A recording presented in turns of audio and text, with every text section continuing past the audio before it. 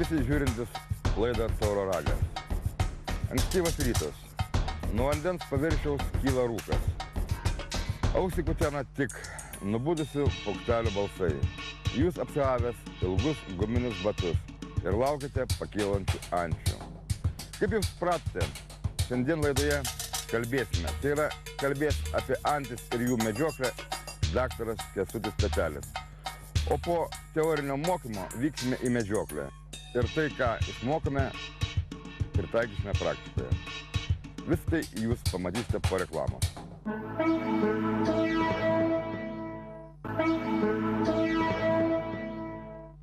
Ar galėtų kas sąžiningai prisipažinti, kad prieš paleisdamas šūvį gali drąsiai pasakyti, į kokią antį šauna?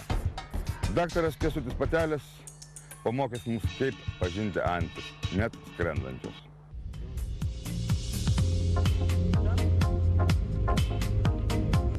Pagal ES direktyvą medžioklės lape reikia surašyti sumedžiotus paukščius pagal rūšį. Pildant lapą neužtenka įrašyti, kiek sumedžiota ančių. Reikia išvardinti ir kokias anteles sumedžiojote. Taip pat taisyklėse parašyta, kad medžioti galima tik skrendančias antis. Medžiotojas prieš vykdamas į medžioklę turi gerai žinoti, kaip atrodo viena ar kita antis skrendanti. Kai ji bus sumedžiota ir gulės po jūsų kojomis, tada nebelaikas bus nustatyti jos rūšį, kadangi tai gali būti nemedžiojama ar netgi į raudonąją knygą įrašyta ančių rūšis. O medžiotojas sumedžiojęs į raudonąją knygą įrašytą gyvūną privalo sumokėti baudą. Tai yra 7 rūšys, bet jos daugumoje yra jos retos. Smailauodegė antis yra šiaurinė rūšis, bet ji Lietuvoje nušaunama labai retai.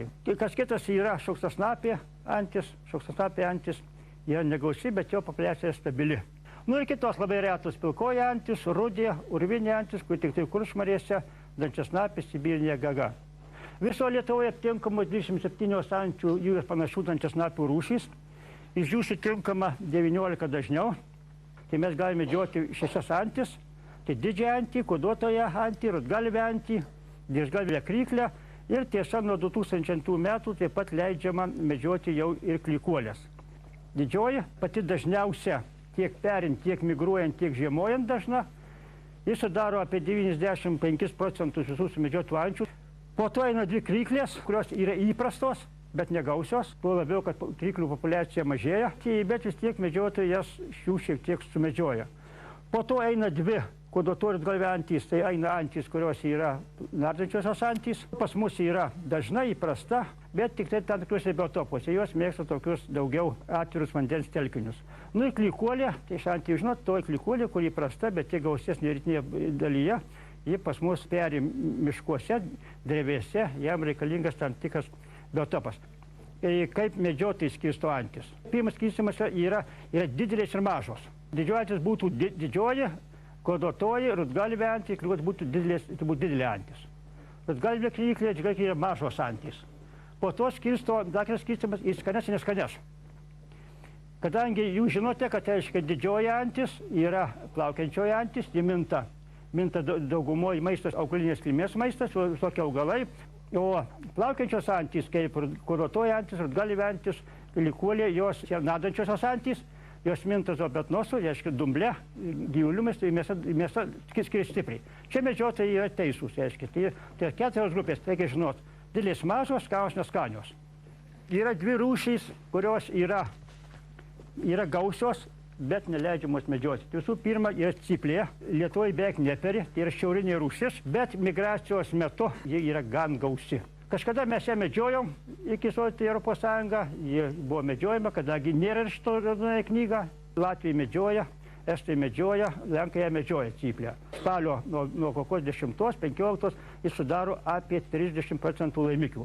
Didelis dančiasnapis niekada nebuvo medžiojamas, kadangi jo mėsa yra nevalgoma. Nors yra priklauso ančių grupiai, bet jis minta žuvimis.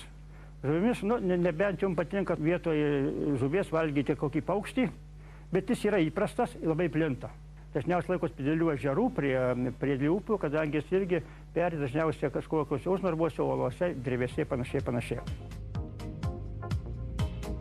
Ruošiant būsimuosius medžiotojus, pasakojant apie antis, rodomi paveikslėliai, kuriuose įvairios ančių rūšys pavaizduotos pasipuošusios šventiniais rūbais.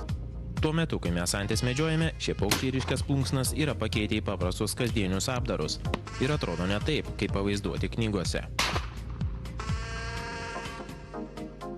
Dabar kaip atskirti tą skrendančią antį?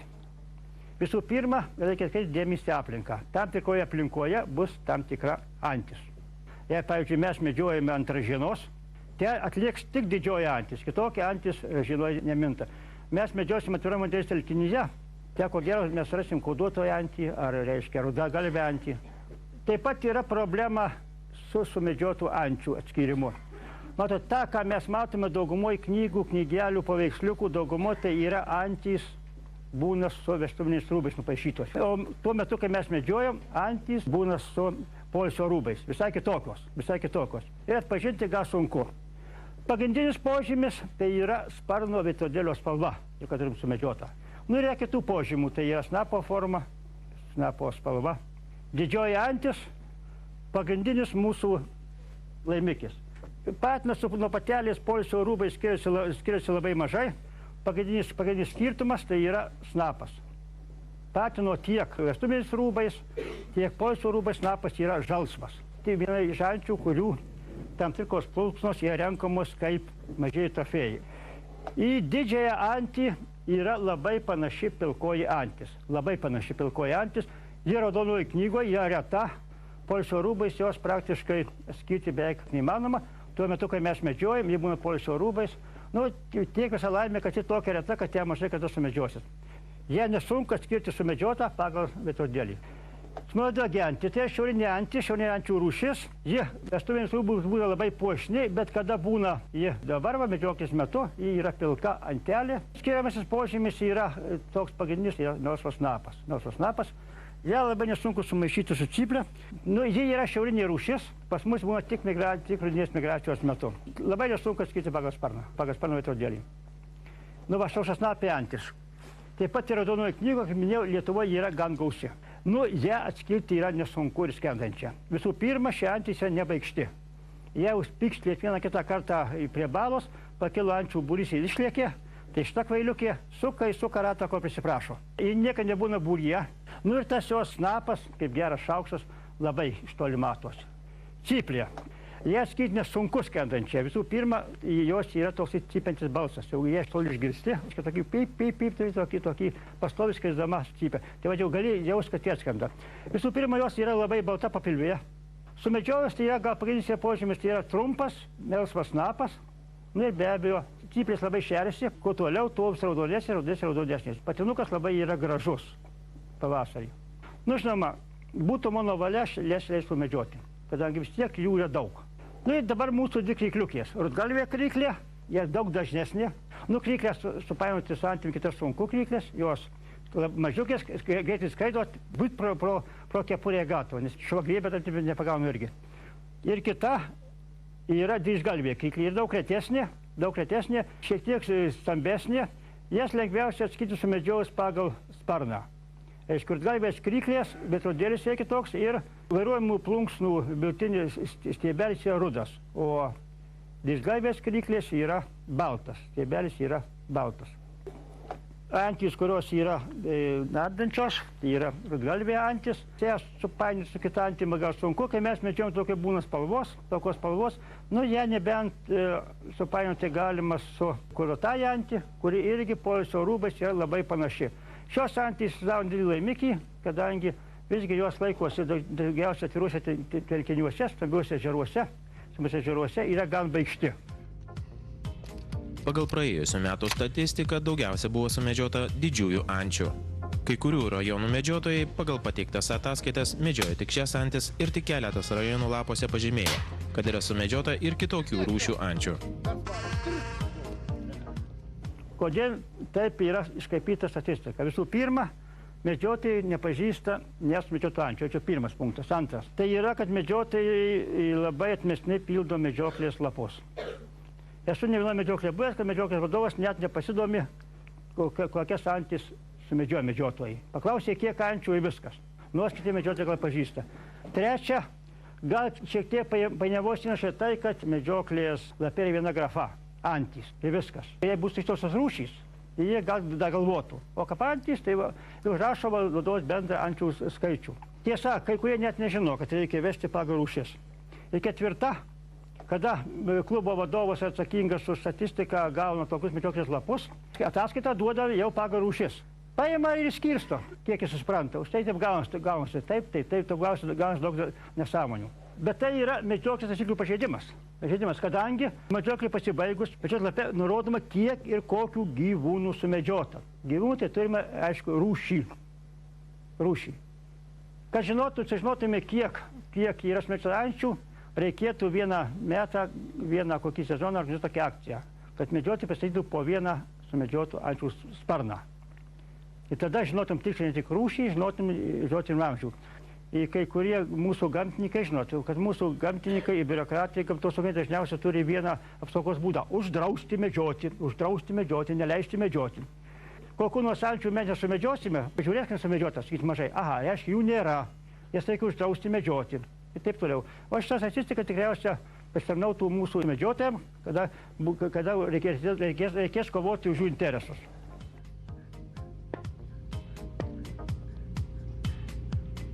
Susipažinus ir išmokus atskirti skrendančios anties rūšį, reikėtų pakalbėti apie problemas, kurios pasitaiko ančių medžioklėse.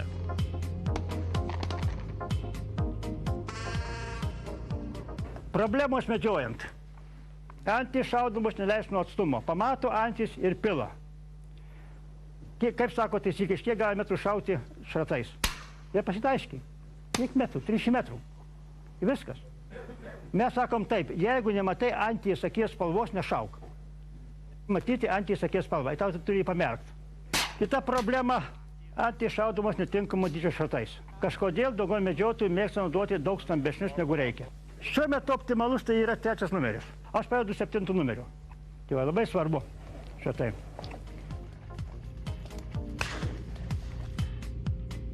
Medžioklės taisyklės draudžia paukščius medžioti be medžioklinio šuns. Tačiau taisyklėse nėra nurodyta, kad tai turi būti dirbantis šuo. To pasekoje labai daug sumedžiotų ančių nerandama. Yra manoma, kad aiškiai visgi reikės pakeisti, reikės išvardyti šunų sąrašą, kurie gali būti medžioklėje. Arba kitas yra manimas, kad galima bus medžioti tuos šunis, kurie turi lauko bandymų diplomus. Tai ką? Nei pulkų, nei plunksnų.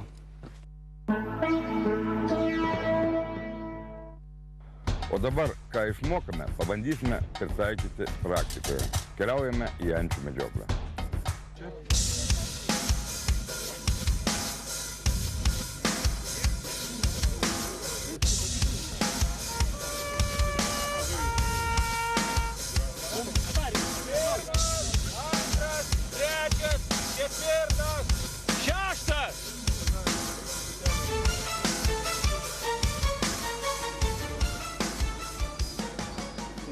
Kad toks gausus būrys medžiotojų susirinko, retai turbūt Lietuvoje kada tiek susirenka į medžioklę, tikrai yra sveikintinas dalykas, kad visi su gera nuotaika, nusiteikia puikiai, oras mus lepina, nors medžiotojams nebūna blogo oro, būna geras arba labai geras. Žuvininkystės ūkio teritorijoje galima bus medžioti ne tik antis, bet ir kormoranus. Ką norėčiau akcentuoti dar vieną dalyką. Mes susirinkom į ančių medžioklę, taip kad pasistengėm mes jų nežudyti, šauti taip, kad būtų galima tą antį iš vandens išimti.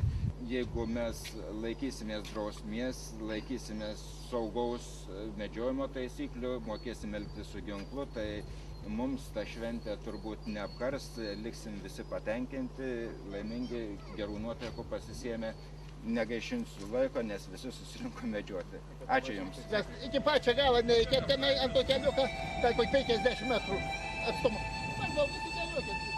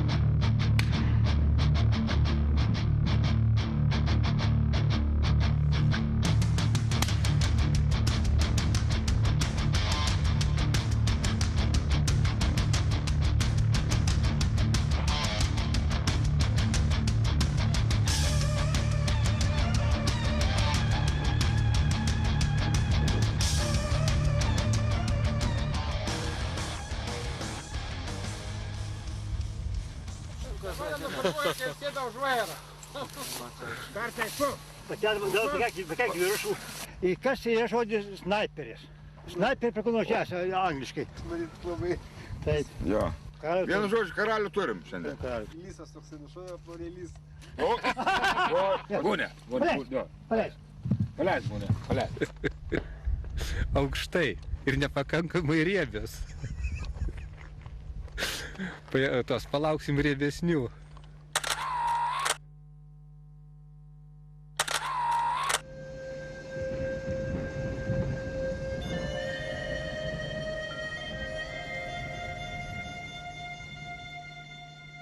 Ir biškiai taip pasitrukdysiu, kad toks labai didelis nebūtų. Tantis mažas, žinai. Ir paėmiau taip. Reiškia. Įkiši. Pasukiau, ištraukiu žarnas.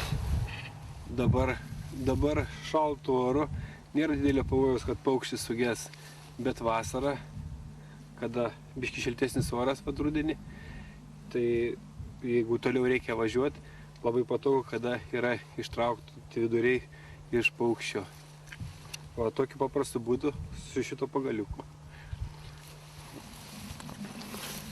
Skanaus. Čia jūsų laimikis. Mano, kol kas vienas.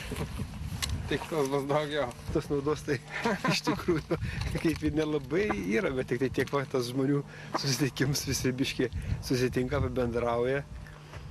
Praleidžia smagiai laiką, pamedžioja.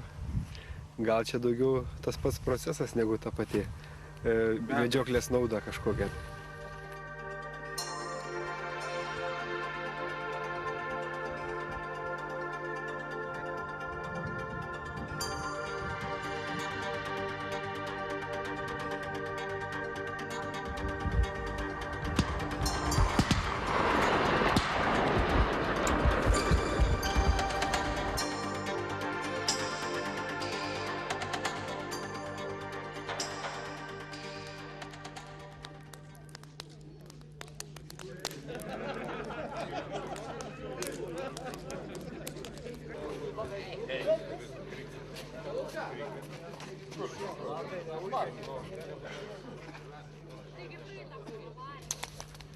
Medžioklė kaip ir artėja į pabaigą.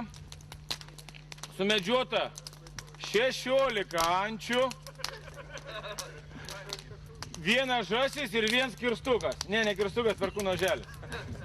Tai dabar norėčiau, kad visi patylėtumėm ir pagerbtumėm laimikį.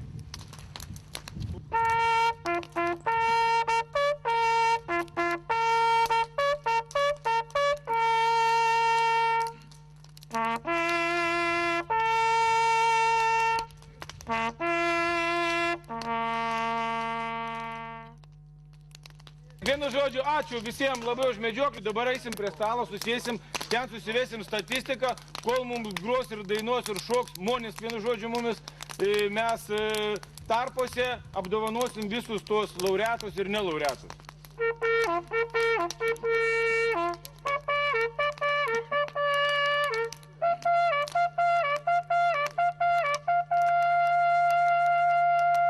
Norėtumėm pasveikinti. Valdas Kundratas, paplojam!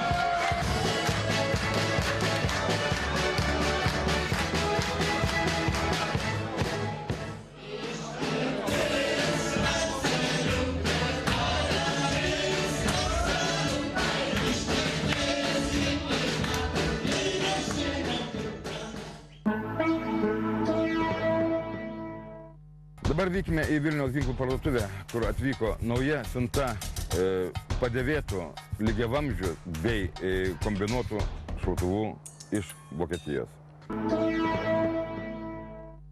Šiandien tiek. Kaip visada kviečiu dalyvauti Ginto Macevičiaus firmos Ginalas rengiamo konkurse.